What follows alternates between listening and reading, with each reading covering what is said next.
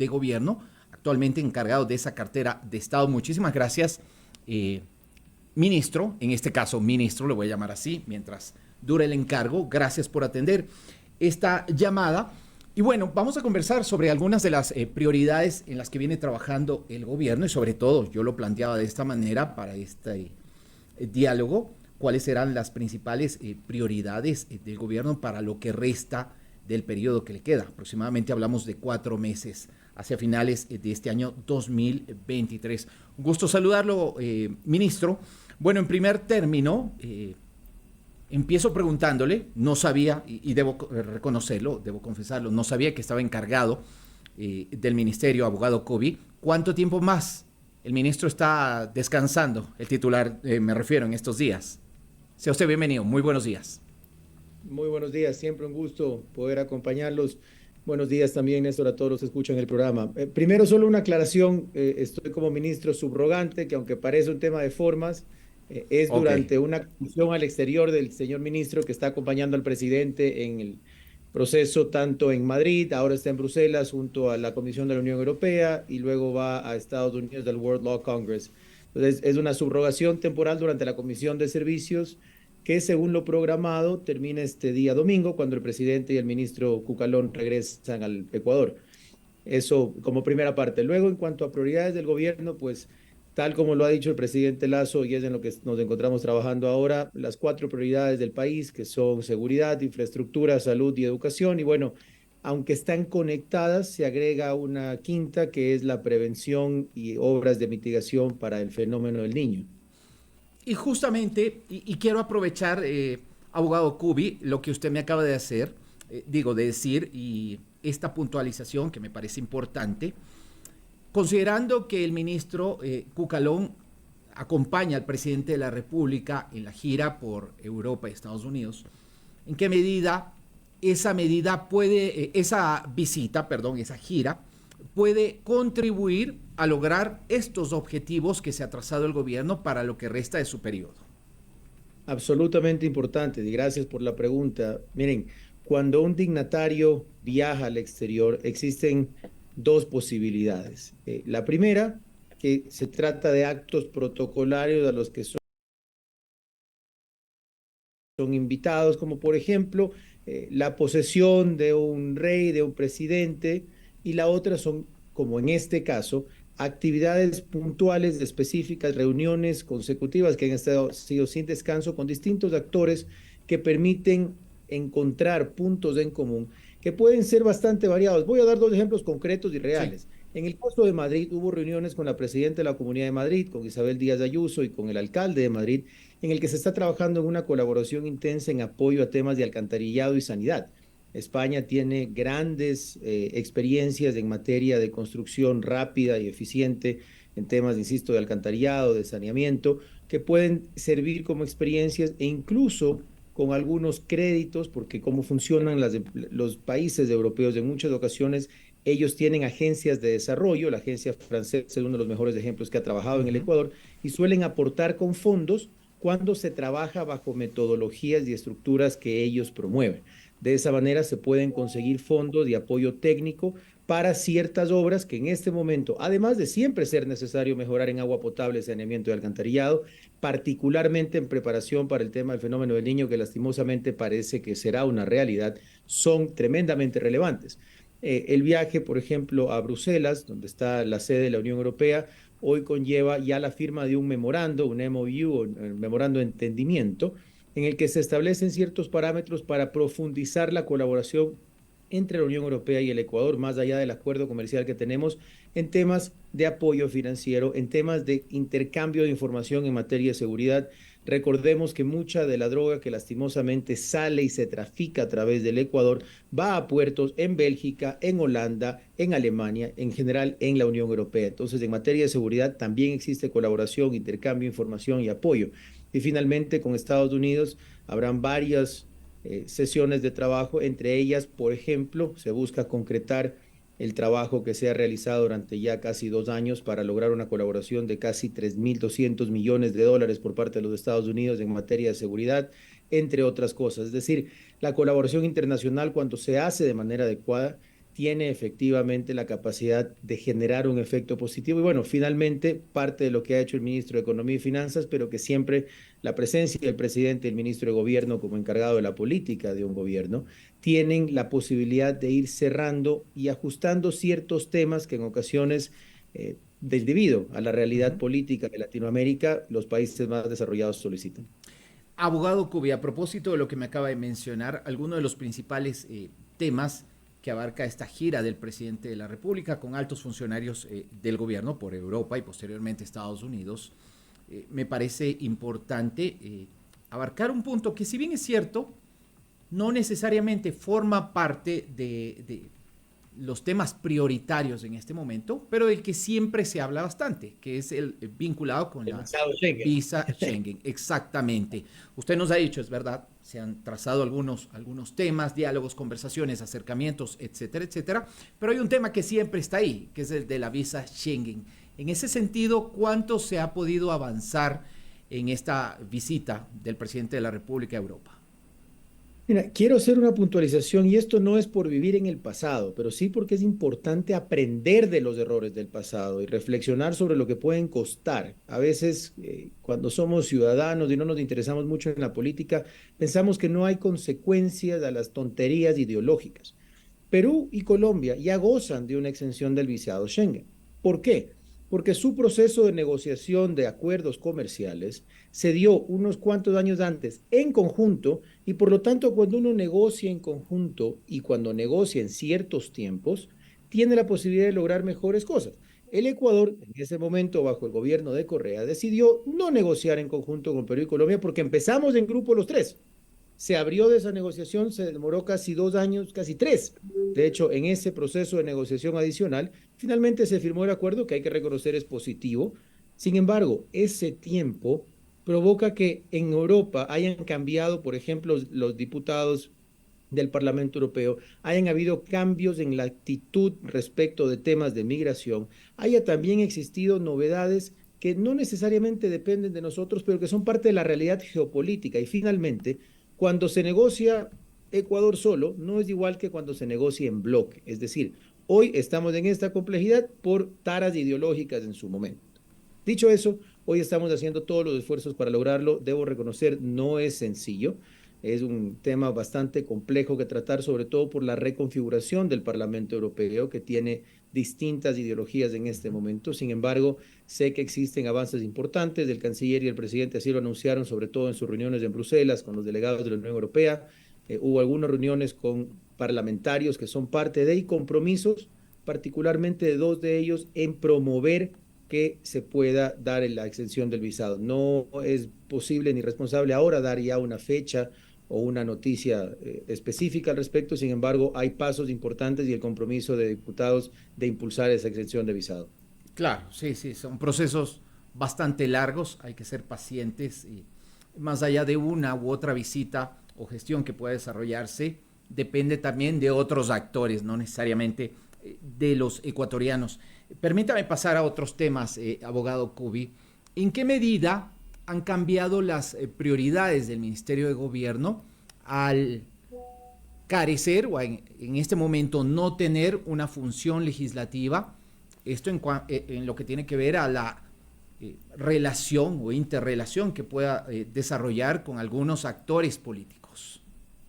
Valiosísima pregunta y debo reconocer que para mí, a título personal, ha sido de bastante agrado, muy, muy interesante el poder pasar a este nuevo rol. Realmente con el ministro Cugalón nosotros ingresamos a mediados de febrero, cuando estábamos en pleno juicio político. Los primeros meses fueron de trabajo arduo Lo recuerdo. con la Asamblea Nacional, primero en proceso de juicio, en defensa jurídica, como parte del equipo técnico del presidente.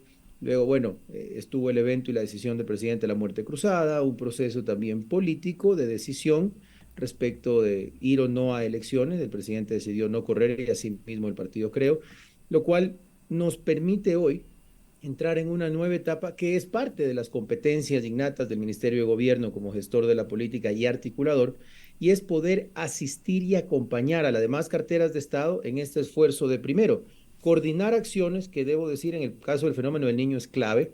El día de mañana, por ejemplo, estaré en la provincia del Oro junto al vicepresidente, trabajando con la Secretaría de Riesgos, con el Ministerio de Transporte y Obras Públicas y con diferentes carteras de Estado, conectando con alcaldes, conectando con prefectos, para lograr hacer sinergias y lograr la mejor capacidad de trabajo dentro de cada uno de los aspectos. Lo mismo en resto de prioridades, es decir, nosotros como Ministerio de Gobierno lo que hacemos es conectar, lograr mayor eficiencia dentro del Ejecutivo con las otras funciones del Estado, que aunque hoy, por ejemplo, no está la Asamblea, sí hay una relación que sostener con las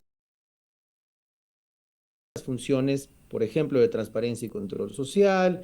Hay que trabajar también en aspectos de cómo construir de manera políticamente adecuada elementos para llegar a la sociedad civil. En esta semana, por ejemplo, mantendremos reuniones con el sector ganadero, con el sector lechero, para construir de manera mancomunada el reglamento a la Ley General de la Leche, y así con distintos aspectos que básicamente lo que provocan es que hoy, en lugar de estar solamente en este trabajo reactivo con la Asamblea Nacional, que lastimosamente la Asamblea anterior se dedicó principalmente a atacar e incluso a encontrar intentos de destitución del presidente en cada esquina.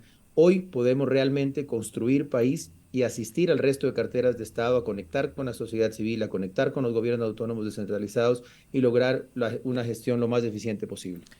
Abogado Cubi, y a propósito de lo que me menciona, aproximadamente 2 meses después de la decisión tomada por el presidente de la República de anunciar la muerte cruzada, ¿se respira un país más tranquilo en la parte política? Usted me ha relatado un poquito de la experiencia del Ministerio de Gobierno, pero ¿usted considera que se tomó la decisión idónea para los ecuatorianos? Absolutamente sí.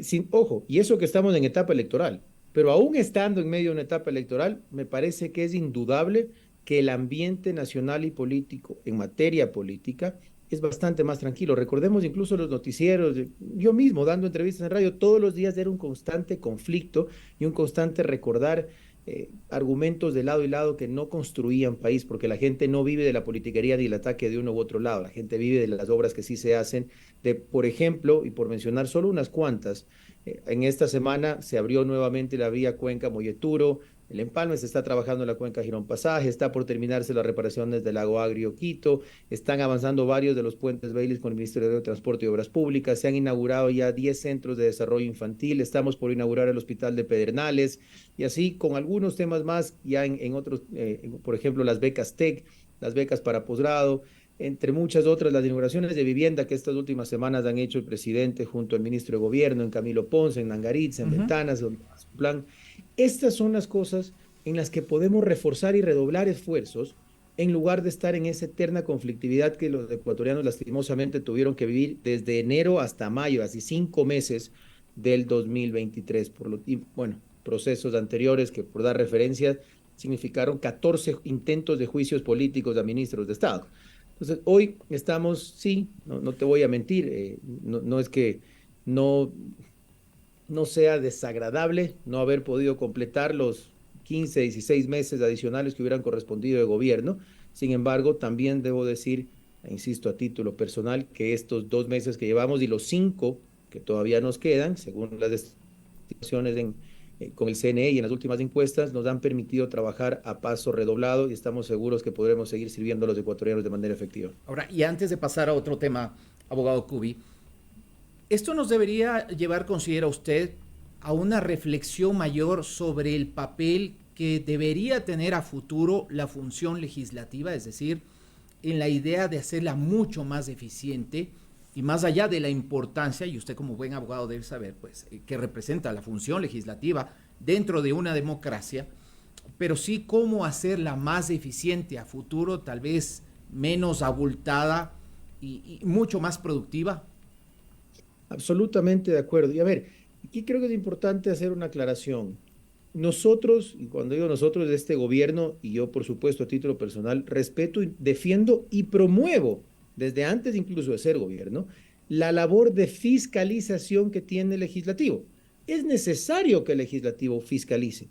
El problema es cuando en lugar de fiscalizar los actos del poder público y las distintas funciones del Estado, cuando considera que es necesario de manera fáctica, se dedica a un ataque político, porque insisto, y solo para un par de cifras para entender a qué me refiero con esto, más de 1.300 pedidos de información en menos de 2 años, más de 300 comparecencias de ministros de Estado, eso significaba de 2 a 3 ministros en la Asamblea cada semana a responder cualquier cosa que no tenía realmente relación a veces ni siquiera con las competencias del propio ministerio, pero que por la obligación que existe entre el Ejecutivo y el Legislativo tenían que ir. Eso es desperdiciar tiempo, eso es desperdiciar recursos, eso es no dedicarse a su labor legislativa y fiscalizadora de fondo y dedicarse a atacar a enemigos políticos. Por lo tanto, sí, sin duda. Primero, esperamos que la configuración de la nueva Asamblea Nacional sea mucho más organizada en virtud de objetivos país y no de ñañerías u odios politiqueros. Primero. Segundo, que los asambleístas tengan agendas claras que les permitan enfocarse en debates de ley. Está bien que tengamos desacuerdos, está bien en democracia debatir, está bien encontrar puntos en los que tendremos que tomarnos del tiempo para lograr un acuerdo.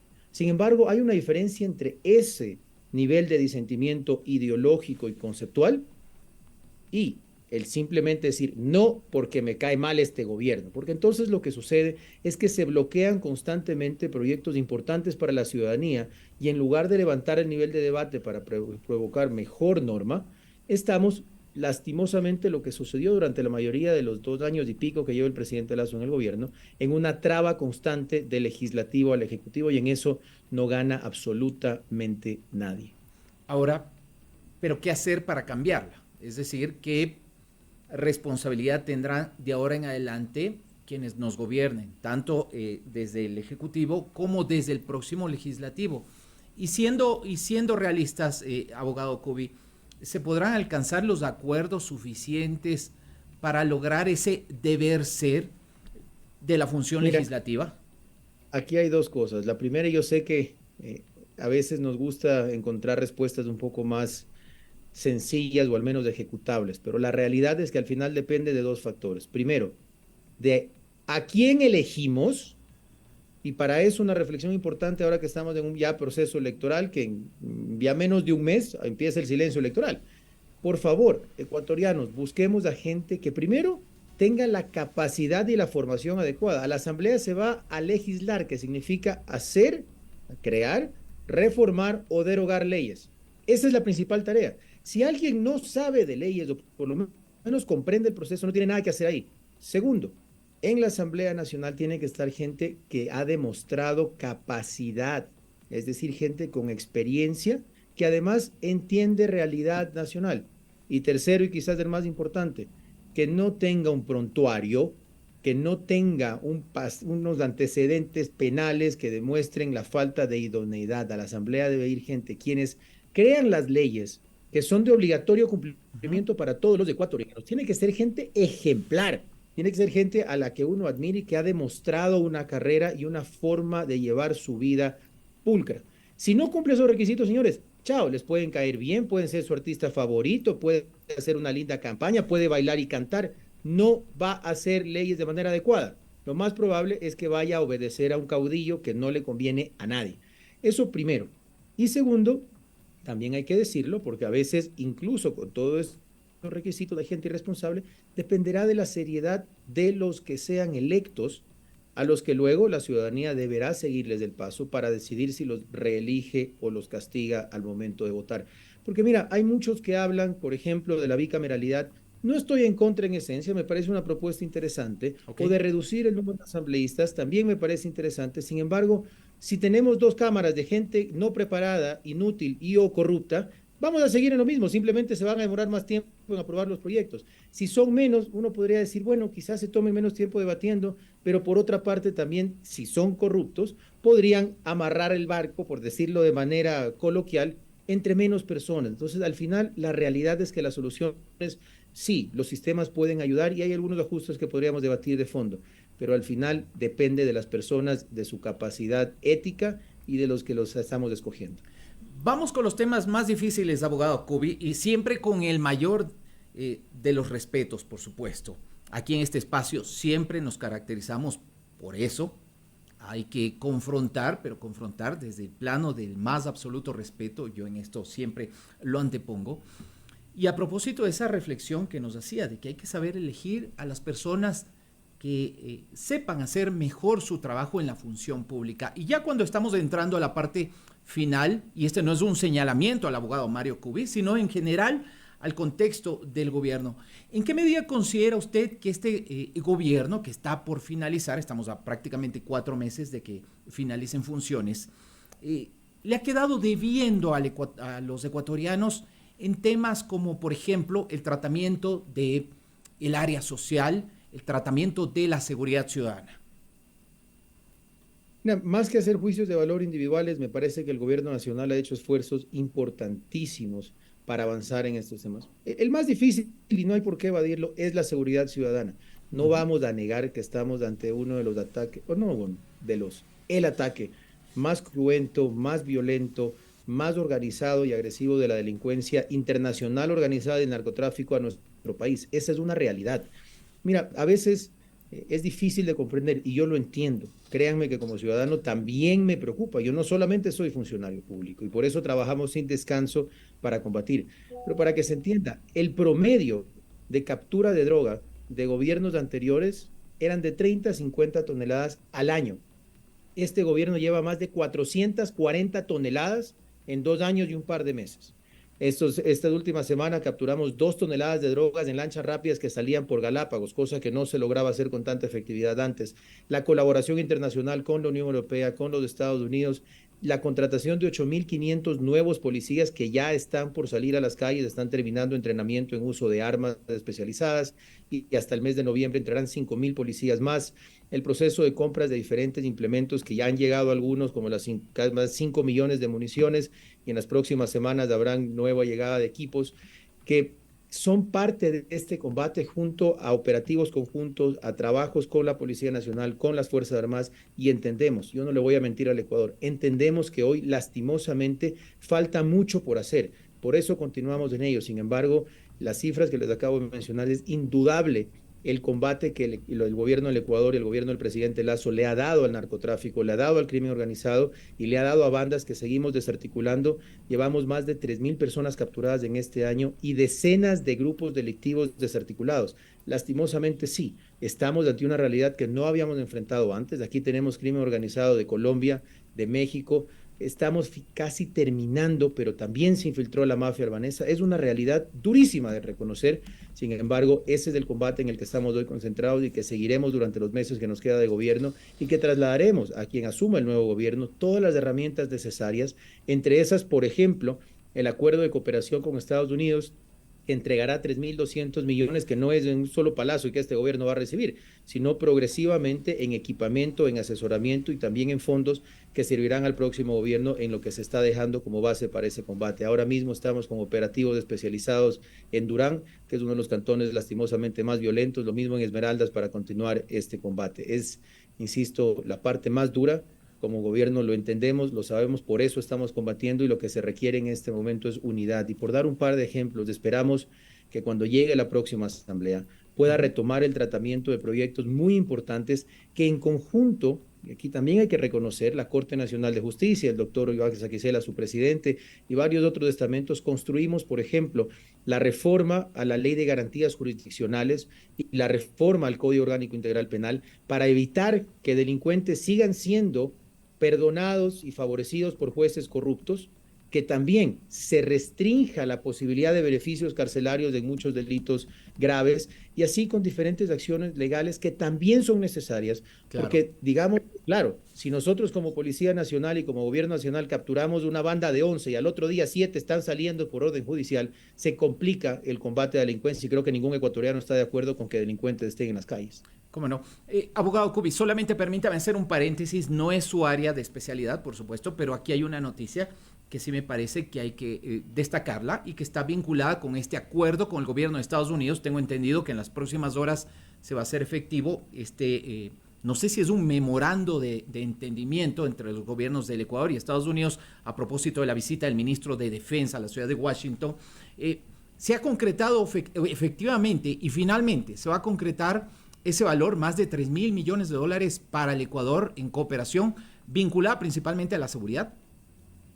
Es correcto, ese es el trabajo, no podría decirlo yo en este momento con absoluta seguridad, pues no estoy allá, sin embargo el trabajo del canciller, del ministro de Defensa, del presidente, el ministro de Gobierno, es concretar aquellas reuniones que ya iniciaron acá con diferentes delegados, tanto diplomáticos, de gobierno, como militares de los Estados Unidos, ese apoyo de aproximadamente 3.000 millones de dólares, que es en lo que se está trabajando y concretando en distintos aspectos de cooperación con compromisos específicos de combate a la delincuencia. Bueno, abogado, creo que se me queda corto el tiempo, se me quedan cortos los temas. Ojalá tengamos la posibilidad de nuevamente conversar, tal vez aquí en el estudio de Majestad Radio, durante las siguientes semanas, justamente con el propósito de seguir abordando el trabajo que lleva adelante el Ministerio de Gobierno. Le agradezco por su tiempo. Con mucho gusto y siempre a las órdenes. Hablamos pronto. Un excelente Gracias. día.